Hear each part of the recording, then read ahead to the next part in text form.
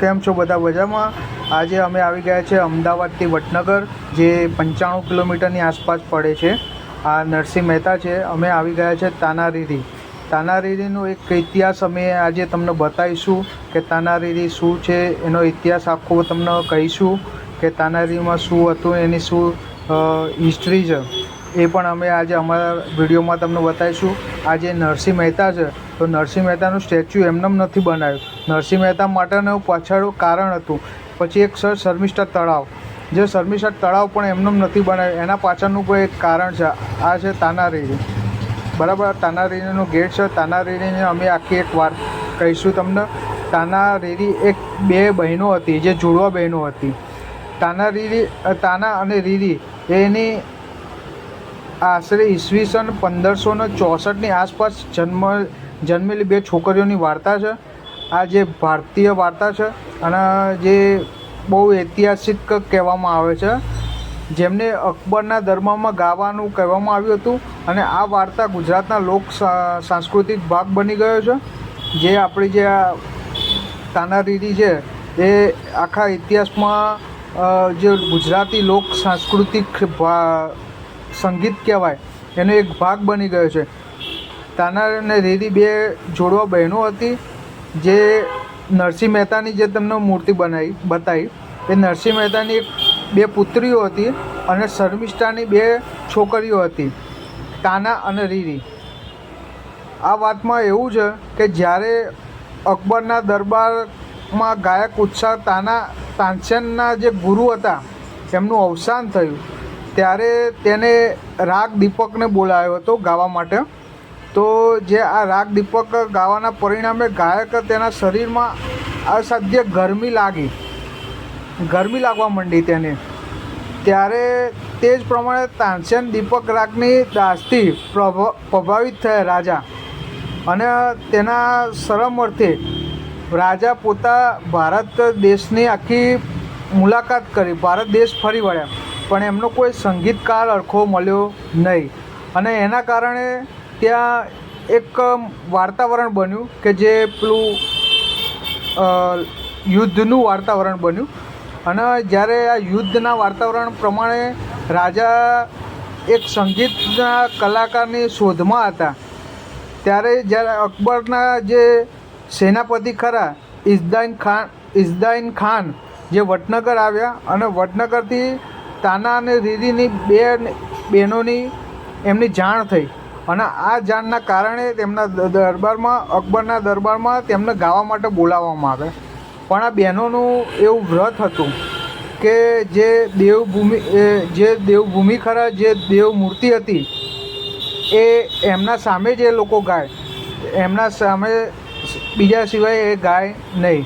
તો આમને જબરજસ્તી બોલાવવામાં આવે, ત્યારે આ બહેનોએ શરમના માથે તેમને ના પાડી શક્યા, અને બંને બહેનો કૂવામાં પડી એમની આત્મહત્યા કરી. તો આ તાનારીરી બે બહેનોની એવી આ વાત છે. અને બીજું એક થોડું રહસ્ય એ પણ છે કે જ્યારે આ તાનારીરી બંને બહેનો ગાતી, તો વરસાદને ના આવવું હોય ને તો બી એ આવી શકતી હતી. આ બહુ મોટું રહસ્ય છે કે જે તાનારીરીનો એવો શાર હતો, એનો કલા હતી, સંગીત કલા, કે સંગીત કલાથી વાદળો એમના વરસાદરૂપી બનીને આવી જતા હતા.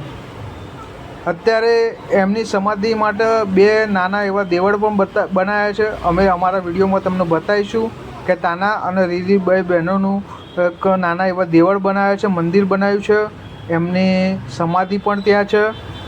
તો આ બંનેના બહેનોની એક કહાની હતી. એના માર્ગરૂપે આપણા દેશના વડાપ્રધાન શ્રી નરેન્દ્ર મોદી સાહેબનું જે આ જગ્યા હતી જન્મસ્થળ, તેમાં તાનારીરીનું પહેલાં તો નાનું એવી જગ્યા હતી, પણ અત્યારે 2024માં બહુ સારો એવો વિકાસ કર્યો છે, મોટું બનાવી દીધું છે. પાછળ શર્મિષ્ઠા તળાવ છે, એ તળાવમાં એમની માતાની આખી કહાની હતી. નરસિંહ મહેતાની ચોળીઓ પણ છે અંદર વડનગરમાં. તો તમે મુલાકાત ના કરી હોય તો એક વખત મુલાકાત કરો, એનો ઇતિહાસ જાણો, તો તમને પણ એક વખત મજા આવશે. આ તાનારીરી અને નરસિંહ મહેતા એ બધું તો છોકરાઓને ભણવામાં પણ અત્યારે આવે જ છે. તમે અમારા વિડીયોમાં જોઈ શકો. આ પાછળ એક શર્મિષ્ઠા તળાવ છે. તો તમને શર્મિષ્ઠા તળાવનો પણ એક નજારો બતાવીએ છીએ. આવી વાતોમાં તમને જ્યારે પણ ઇન્ટરેસ્ટ પડે તો એક વખત તમે અમારે વિડીયો ચાલુ કરીને તમે જાણી શકો છો. અમારા જેટલા પણ આવનારો વિડીયો હશે એમાં પણ જે પણ કહાની સાચી ઘટના હશે એમના આધારીને જ તમને કહેવામાં આવશે. તાનારીરીનું એક ભવ્ય જગ્યા પણ બનાવેલી છે. જુઓ, તમે બાળકોને લઈને આવો તો આ જગ્યા સારી એવી છે. બાળકોને રમવા માટે પણ સારી એવી જગ્યા છે. આનંદ વિહાર સવારે 7થી સાંજના 7 વાગ્યા સુધી ખુલ્લું જ હોય છે. તો તમે મુલાકાત ના કરી હોય તો એ એક વખત મુલાકાત કરો. અમારી યુટ્યુબ ચેનલને લાઈક કરો, શેર કરો, કોમેન્ટ કરો, સબસ્ક્રાઈબ કરો. આવા નાના દેવળો ને બધું તો વડનગરમાં બહુ બધું છે, જોવાલાયક છે. વન ડે પિકનિક પણ થાય એવી છે. તો એક વન ડે પિકનિક માટે લઈને આવો તો બાળકોને પણ મજા આવશે. ફૂલ ફેમિલી સાથે આવો તો સારી એવી જગ્યા છે. વડનગરની અંદર બધી જ વસ્તુઓ બધી અમારા વિડીયોમાં બતાવેલી છે. તો તમે ના જોયું હોય તો જોઈ લો એક વખત અમારી અમદાવાદ A to Z ને ખોલીને. તો તમારા વડનગરના બધા જ વિડીયો મળી જશે. એક સામેની સાઈડ સ્ટેજ બનાવેલું છે, અમે ત્યાં નજીક જઈને તમને વિડીયોમાં બતાવીએ. આ એકદમ ગ્રીનરી, એકદમ ફૂલ છે. ત્યાં માણસો પણ રાખેલા છે, બધી જ સગવડ ત્યાં છે. આ સ્ટેજ એટલા માટે બનાવેલું છે કે દર વર્ષે દિવાળી પછી આ જગ્યા ઉપર સંગીતનો કાર્યક્રમ થાય છે અને દરેક મોટા સંગીત કલાકારોને પણ અહીંયા બોલાવવામાં આવે છે અને સંગીતનો એવો પ્રોગ્રામ મહોત્સવ જે આપણી ગવર્મેન્ટ સરકાર કરે છે. અને જેટલું પણ અત્યારે ગ્રીનરી છે એ આપણે નરેન્દ્ર મોદી સાહેબે વિકસાવ્યું છે. આ મા સરસ્વતી માતાનું છે. જે જગ્યા સંગીતની છે એના કારણે મા સરસ્વતી માતાને આગળ કરી અને એમનું સ્થાન આપેલું છે. તો તમે અમારા વિડીયોમાં જોઈ શકો છો. અને એકદમ ક્લિનિંગ, સારી ચોખ્ખાઈ પણ રાખવામાં આવેલી છે. તો આ મંદિર છે જે તાનારીરીનું માટેનું એક સંગીત કલાકાર માટેનું આ જગ્યા આપેલી છે. આ બાંકડાઓની પણ સારી એવી વ્યવસ્થા કરેલી છે કે જ્યાં તમે શાંતિથી બેઠી શકો.